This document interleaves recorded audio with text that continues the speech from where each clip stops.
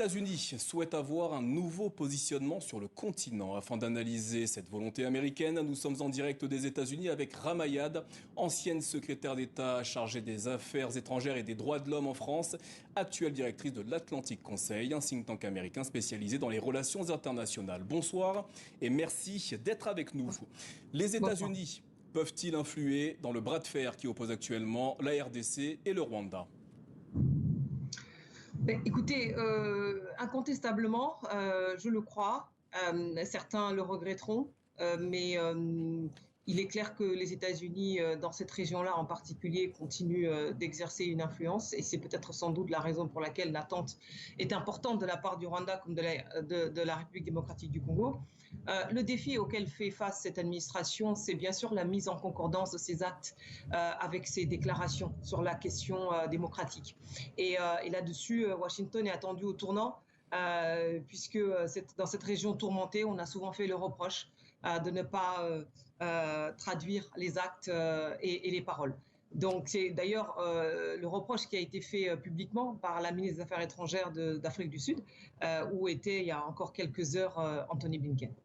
Anthony Blinken, le secrétaire d'État américain, déclarait en Afrique du Sud justement que les États-Unis recherchent un véritable partenariat avec l'Afrique. Qu'est-ce que cela pourrait signifier selon vous ? Écoutez, le partenariat avec l'Afrique signifie reconnaître le caractère stratégique du continent, pouvoir lui parler d'égal à égal.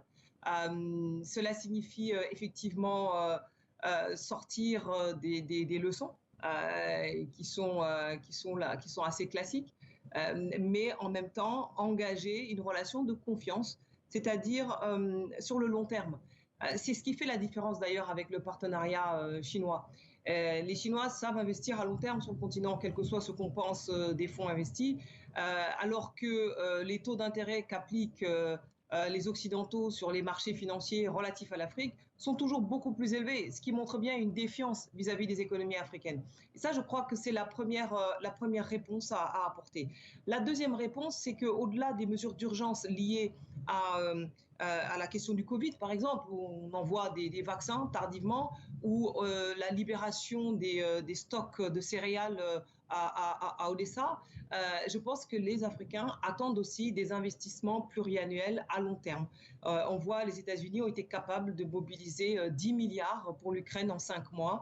La question se pose aussi, si on veut un partenariat stratégique avec le continent, d'investir sur la technologie, sur le numérique, aider à la création de marchés capables de promouvoir l'emploi des jeunes. On sait que c'est un défi important sur le continent africain. Donc, ces programmes pluriannuels d'investissement à long terme sont aussi attendus. Et enfin, je dirais que le caractère stratégique du partenariat réside aussi dans les demandes proférées depuis plusieurs mois, voire plusieurs années par les Africains sur la question du système financier international.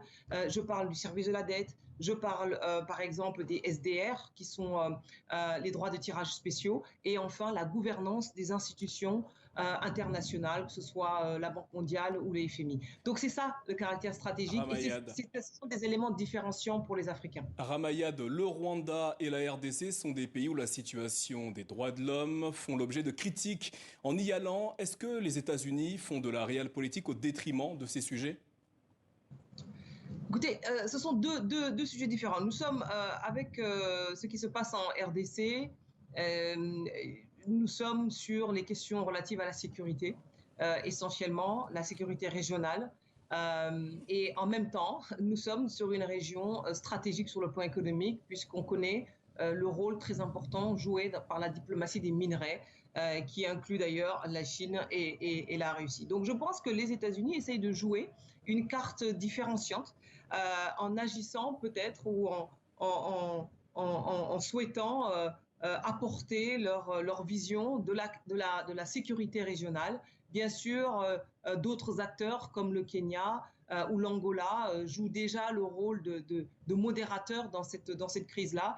Mais vous savez, il y a quelques mois, le ministre des Affaires étrangères du Rwanda était aux États-Unis, et les Américains avaient déjà exprimé ce qu'ils qualifient de strong concern, c'est-à-dire une forte inquiétude concernant la question du M23 qui avait recommencé à ce moment-là ses attaques. C'était au mois de mars que M. était là. Ramayad, un document a été dévoilé le premier jour de la visite d'Anthony Blinken en Afrique du Sud par Washington. Vous l'avez consulté, qu'en pensez-vous? Un document attendu. Il y a quelques mois de cela, Duke Devermont, qui dirigeait le CSIS, qui est un think tank américain, avait été nommé auprès de Biden pour crafter cette nouvelle politique africaine des États-Unis. Depuis, il y avait une longue attente. Bon, ce document a circulé dans toute l'administration américaine. Chacun y a, semble-t-il, mis sa patte. Donc, on y trouve effectivement des éléments sur les questions de démocratie, de droits de l'homme, de climat, d'économie, d'échanges culturels. Donc, on a plutôt le sentiment d'un document assez descriptif des relations actuellement entre les États-Unis et les pays africains.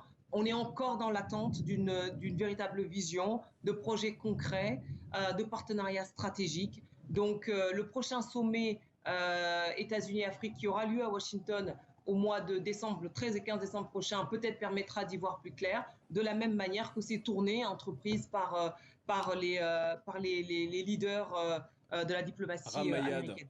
Ramayad, en 2022, qu'est-ce que les États-Unis ont à offrir au continent africain?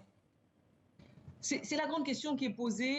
Est-ce que les États-Unis peuvent comprendre l'Afrique indépendamment des enjeux chinois et russes? C'est-à-dire qu'ici à Washington, il est vrai qu'on a souvent le sentiment que pour intéresser à l'Afrique, il faut prononcer les mots Chine et Russie chez ceux qui sont le plus éloignés du sujet. Et puis, il y a la communauté des africanistes qui savent ce qu'il en est. Il y a des personnalités très intéressantes, de Dana Banks à Molifi, de la Maison-Blanche au département d'État, qui savent ce dont ils parlent, parce qu'ils ont une longue carrière aux États-Unis. Puis il y en a d'autres qui sont un peu plus loin, qui jusqu'à présent étaient mobilisés sur l'Ukraine et sur les intérêts stratégiques des États-Unis sur l'Indo-Pacifique. Mais je crois que nous entrons dans un nouvel ordre géopolitique. Les cartes sont complètement rabattues et il me semble que de ce bouleversement géopolitique, l'Afrique va en sortir peut-être plus gagnante, je pense, parce l'Afrique revient au cœur des problématiques géopolitiques mondiales comme une ressource, comme un atout. On l'a vu sur le vote aux Nations Unies par rapport à l'Ukraine. Et donc, je crois que les États-Unis, qui ont un peu de retard sur leurs concurrents, vont devoir introduire le continent africain dans les grands choix stratégiques. Donc, Merci. il y a un sommet qui va se passer aussi avec la Russie et l'Afrique. Ramayad. Et donc, cela va maintenir l'Afrique en haut de l'agenda, je pense. Merci Ramayad d'avoir répondu à nos questions ce soir.